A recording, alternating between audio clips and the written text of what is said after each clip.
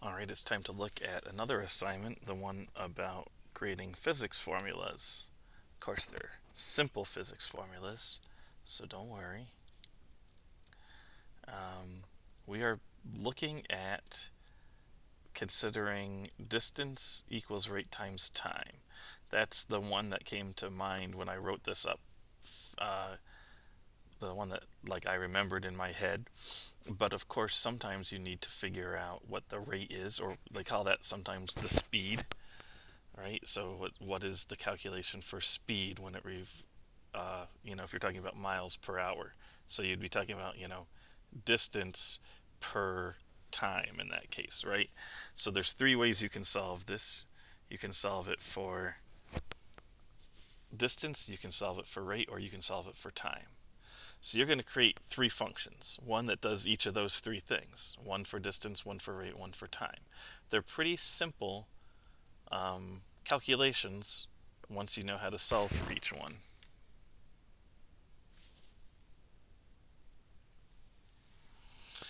And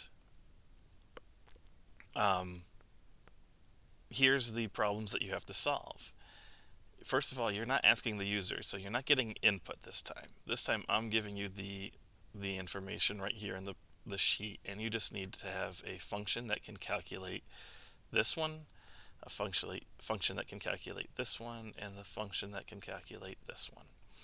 So let's take a look at the output that would be generated at that.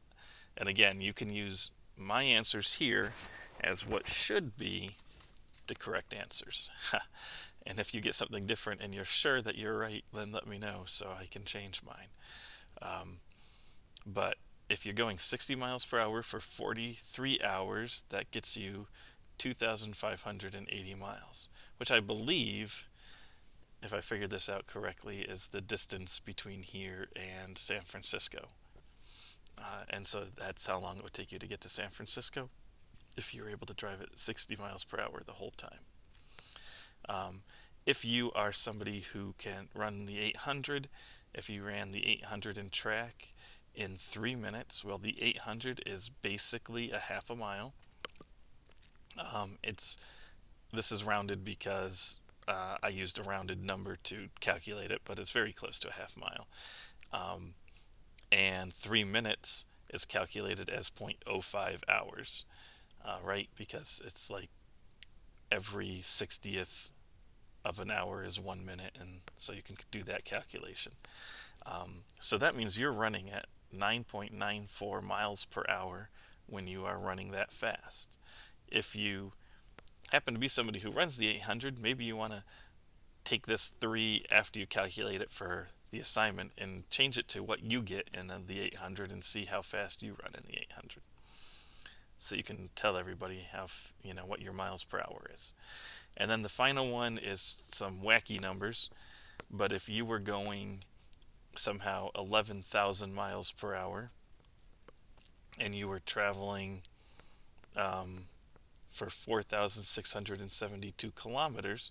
Now, I'm trying to remember why I came up with these numbers.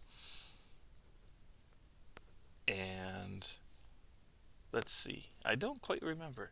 I think it's something about driving across the country, but at the speed that you would be traveling if you were using a well, it doesn't matter. Let's just say it's a rocket ship. Um, what I should have gotten is the speed that the space station, the ISS, travels at, and figured out how long it takes to go around the world or something. But anyway, I calculated out what that would be in miles, and I calculated out what this one would be in seconds.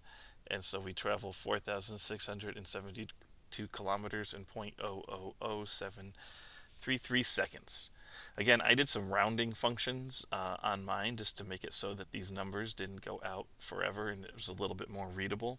You could do the same thing if you'd like. And if you're keeping track of significant digits, I did them to the third significant digit until I got here, and I realized that this would be 0.001, which isn't really significant enough. Like, it doesn't show the answer enough, so I did this one to 6 digits. Okay, So that's the output. So let's see if you can get the same answers as me.